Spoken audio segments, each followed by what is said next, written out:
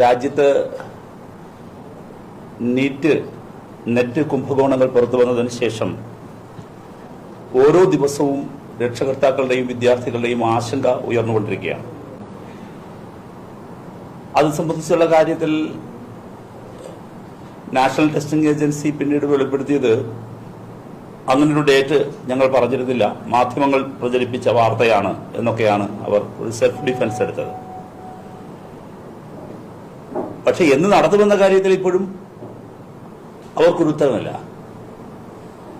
തന്നെയുമല്ല, ഇതുവരെ NEET UG counselling തുടങ്ങാത്തതിന് കാരണമായി പറയുന്നത് എത്ര മെഡിക്കൽ സീറ്റ് ഉണ്ട് എന്ന് വ്യക്തമായിട്ടില്ല എന്നാണ്.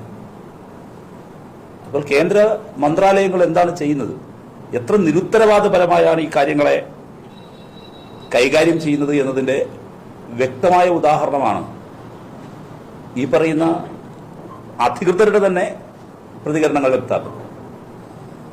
അപ്പോൾ ഉന്നത വിദ്യാഭ്യാസ മേഖലയിൽ കേന്ദ്ര സർക്കാർ വെച്ച് പുലർത്തുന്നത് കുറ്റകരമായ അലംഭാവമാണ്.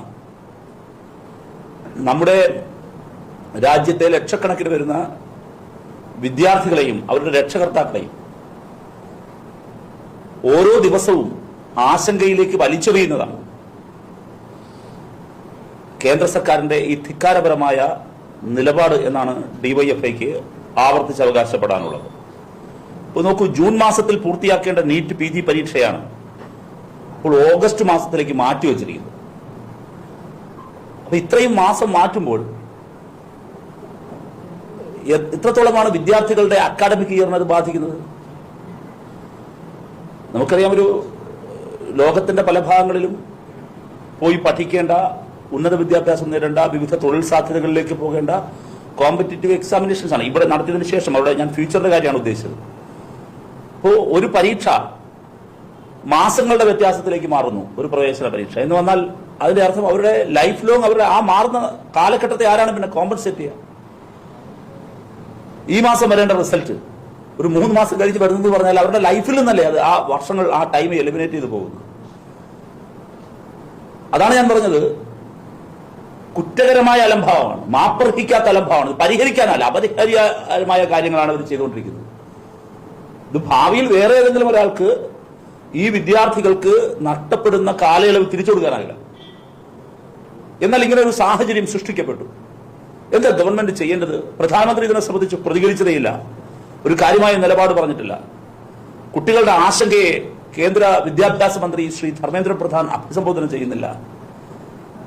നാഷണൽ ടെസ്റ്റിംഗ് ഏജൻസിയെ സംബന്ധിച്ച് എന്തെങ്കിലും വ്യക്തമായൊരു കാര്യം പറയണ്ടേ? അതില്ല. അപ്പൊ അനിശ്ചിതത്വങ്ങളുടെ പൊരുവയിലത്ത് വിദ്യാർത്ഥികളെയും രക്ഷകർത്താക്കളെയും നിർത്തിയിരിക്കുകയാണ്. രാജ്യത്ത് ഇതിനകം തന്നെ എല്ലാ കോണുകളിൽ നിന്നും വലിയ പ്രതിഷേധം ഉയർന്നു വന്നു. സഭയ്ക്കകത്ത് വലിയ പ്രതിഷേധം ഉയർന്നു വന്നു. ഇപ്പോഴും തുടരുന്ന ഈ അനാസ്ഥയ്ക്കെതിരെ രാജ്യവ്യാപകമായി DYFI കൂടുതൽ പ്രതിഷേധ പരിപാടികൾ സംഘടിപ്പിക്കും, സമരം ശക്തമാക്കും. അതിന് യോജിക്കാൻ കഴിയുന്ന എല്ലാവരുമായും യോജിക്കും.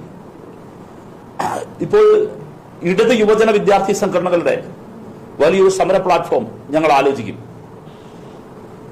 ശക്തമായി യുവജന വിദ്യാർത്ഥികളുടെ വലിയ പ്രതിഷേധം, രാജ്യത്ത് വിദ്യാർത്ഥികളുടെ പ്രതിഷേധം ഉയർന്നു വരുന്നുണ്ട്. വിവിധ രാഷ്ട്രീയ പാർട്ടികളിലെ അസോസിയേറ്റ് ചെയ്യുന്ന വിദ്യാർത്ഥി സംഘടനകൾ, സ്വതന്ത്ര വിദ്യാർത്ഥി സംഘടനകളൊക്കെ രംഗത്തേക്ക് വരുന്നുണ്ട്.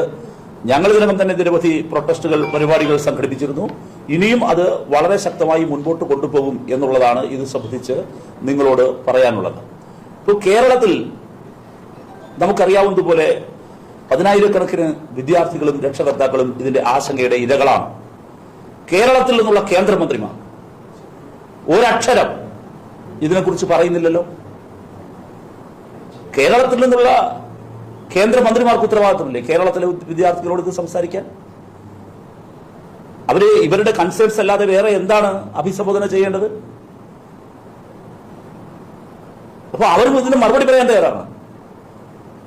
ഇവിടെ ഈ കേരളത്തിലുള്ള വ്യത്യസ്ത രാഷ്ട്രീയ പാർട്ടികളിൽപ്പെട്ട, അല്ലെങ്കിൽ ഒരു രാഷ്ട്രീയത്തിലും ഇല്ലാത്ത 10,000-കണക്കിന് വിദ്യാർത്ഥികൾ, അവരുടെ രക്ഷകർത്താക്കൾ ഒക്കെ ഈ വിവിധ പരീക്ഷ, ഒരു പ്രവേശന പരീക്ഷ മാത്രമല്ല, വിവിധ പ്രവേശന പരീക്ഷകളുടെ അനിശ്ചിതത്വം നീളുമ്പോൾ ഇവിടെ ഒരു ആശങ്കാകുലരാകുന്നുണ്ട്. ഈ കാര്യങ്ങൾ ശരിയല്ല. മറ്റു മെഡിക്കൽ കോഴ്സുകളുടെ പ്രവേശനത്തിലും അനിശ്ചിതത്വം തുടരുകയാണ്. ലക്ഷക്കണക്കിന് വിദ്യാർത്ഥികളുടെ ഭാവി വെച്ച് കേന്ദ്ര സർക്കാർ ഇത്തരത്തിൽ കുറ്റകരമായ അനാസ്ഥ അവലംബിക്കരുത് എന്നുള്ളതാണ് ഇത് സംബന്ധിച്ച് ഡിവൈഎഫ്ഐക്ക് അഭിപ്രായപ്പെടാനുള്ളത്. രാജ്യവ്യാപകമായ ഡിവൈഎഫ്ഐ ഇത് സംബന്ധിച്ച് കൂടുതൽ പ്രക്ഷോഭ പരിപാടികൾ സംഘടിപ്പിക്കും.